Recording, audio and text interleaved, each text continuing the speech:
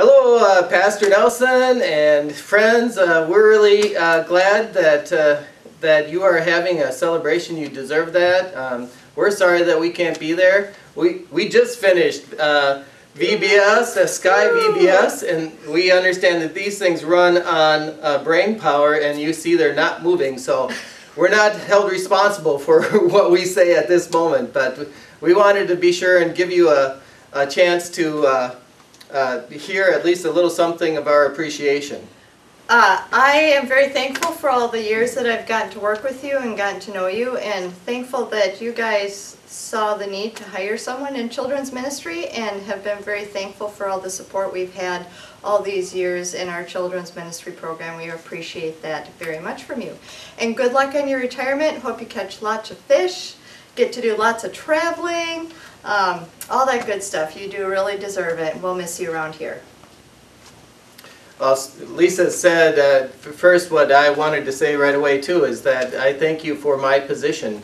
Prior to you being here, they had youth directors, and which was fine, but I think that your insistence on hiring a youth and family pastor has helped this church to have some great consistency in youth ministry. I'm not patting myself on the back, but that was your vision for this church. And last night at our vacation Bible school program, I saw 4 generations of people who have been involved with our children's ministry, and that is due to your vision for what my position was. And it's been a pleasure to work with you all these years. And one of the things that I really appreciated about you was your sense of a non-anxious presence.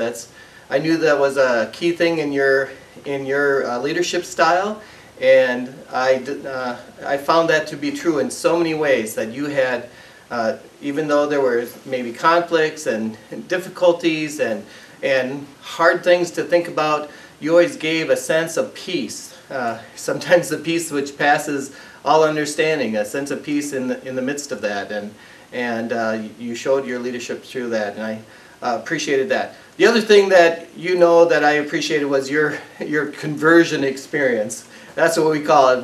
When you came back from a conference and realized how important it was to have contemporary music worship, not for the sake of having different music styles, but for the sake of inviting people into the church. And it wasn't a conversion to different music style. It was a conversion for Bethel through your leadership of reaching out beyond ourselves to make sure that we brought people into the faith, and did it in all kinds of different ways. And so I appreciated that we became a missional church way before it became popular in the mainstream here.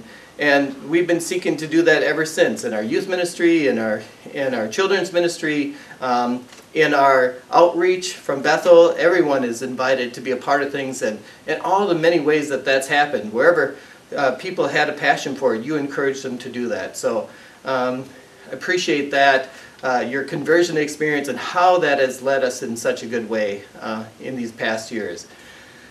And I doubt that that's going to end in your retirement, but I have great hopes for your retirement. We do.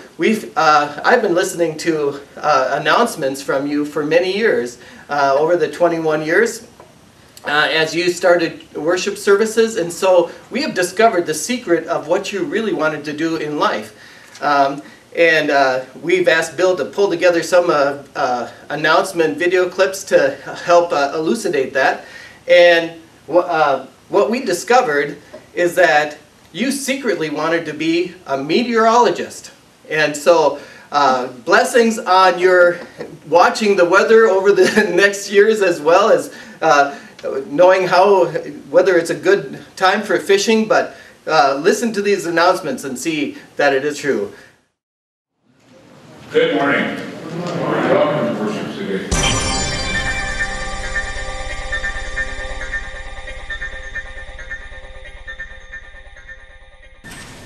It's been years ago now since it happened, but Bob Dylan sang it out. The times, they are changing. It turns out this may be more true for us than ever.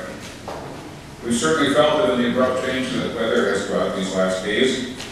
For For another week, the cold bite of autumn has been held at bay. For my part, having looked at what's happening on the East Coast these days, it could stay just like it is these days until Christmas time or something like that. Wouldn't you think that'd be nice? The storm that is causing so much difficulty on the eastern coast of our country, closing down cities like Philadelphia, New York, and Boston, make people feel a little turtle-like, I think, and I kind of understand that. These beautiful days are worth enjoying and pursuing just for the glory that's in them in this season of the year here in the Midwest. But in them are opportunities to tend to some of the tasks that come with the season. Easy things to put off, like leaves that will accumulate and will need to be raked away. A little strategic pruning that might need to be done in your yard. Whatever the things are that come with the fall season. There's an enormous difference between thinking about those tasks and actually doing them. The colors of this fall season have come upon us with amazing beauty and their splendor. I hope you enjoy these wonderful days. Well, I guess we can say that November's other shoe has dropped. We now have the joy of the beauty of snow that covers and blesses us with the moisture that we need. Whatever you can say, we surely enjoy the beauty of snow and moisture that has come this year. After the long season of brown and dry, it certainly is wonderful to see the beauty of the snowfall that covers the earth this Sunday morning. And it's great to think in the beauty of the snowfall that we can see the freshness that comes with hope when it replenishes itself in our lives. These wintry days of February are blessed with the warmth of the day of celebrating loving relationships here in the midst of these cold days. These warm February days hold within them the threat, as one of my friends said, of that time to come when we'll pay for it, when more winter blizzards will still come. I guess it's possible to spend a beautiful day worrying about what might come, but it's likely better to enjoy this day for what it is.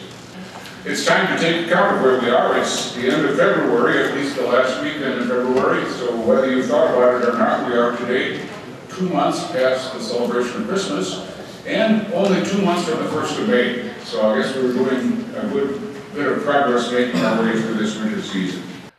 I don't know about you, but I feel a little like Rip Van Winkle, who went to sleep one winter day and woke up and it's summer. And then I took out my iPhone and I looked at it and it said March 18th, which means spring hasn't yet come. What an amazing time. Well, I guess all we can say is that this is a day that the Lord has made. Let's rejoice and be glad in it and try not to get sunburned. Okay, that's a good thing for this day. Running between the raindrops yesterday might have been a little difficult, but it surely is the case that it's worthwhile. For these rainy days of April bring not only May flowers, but also the means of sustaining life on this planet. We're grateful for the beauty of rain. I was thinking yesterday morning, it says someplace, in every life a little rain must fall, but I was thinking in April it shouldn't be frozen while it's falling, as we enjoyed yesterday morning. The winds of yesterday swept in the relief of rain that brings surprising, lush growth. What a splendid gift. Well, we have short seasons here in this part of the world, but that was the shortest summer I've ever seen. We're looking forward to a long winter, I guess, if it starts now. No, it's been a wonderful springtime, and it's fascinated to think how quickly our minds get set on how things are, and we think it's always going to be just so, and of course that's never the case. Once each year, I get to say, the poet described a day like this by saying, what is so rare as a day in June, then ever a perfect case. And today is one of those. What a beauty. But you're here and hope you're enjoying the beauty of this wonderful day. You remember those days a few months ago when you were wishing for warm, hot days? Well, now here they are, and I'm hearing the complaints rising already, but I think these are splendid days. What a great gift in Wisconsin's theater of seasons. This past week has proven, if nothing else, that we have shed water, I guess. The amount of humidity that has been in the air in our lives and all has kind of at least made us so we aren't totally waterlogged. That's good.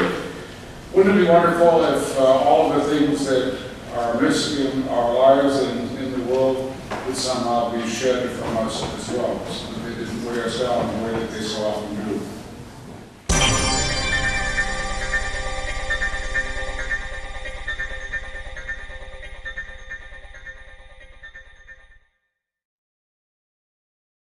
I hope you had fun with that. We know you have a great sense of humor, and we have laughed a lot together.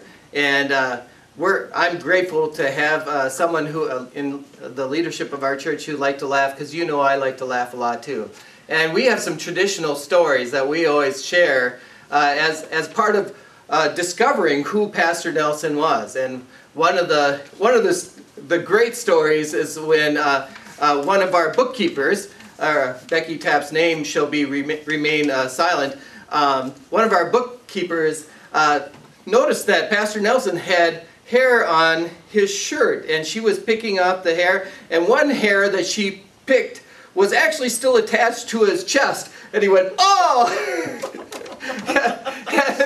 and she was so embarrassed, and we have laughed about that so many times, and we're just glad that we can have a great sense of humor that God provides us with and helps us through times when if we can't laugh or if we can't cry, we can laugh about things. So I think Lisa has a great story too. There was also an issue when we got some beautiful kiosks that go around those posts up in the narthex. The church columns, yeah. The church columns in our lobby here downtown. And someone had gotten ballpoint ink all over them. And Becky Taft said, "Oh, you can get that out with hairspray." And so Pastor Nelson said, "Great, I've got a gallon in my trunk." And we all thought that was pretty funny that he had a gallon of hairspray in his trunk. Now the way I always heard the story is that Becky just always ordered him gallons of hairspray, but I guess that he just was packing the hairspray. And he says it was for his teenagers, but we all know different. Again, we wish you God's blessings on your time with Sue as well. Amen. Amen.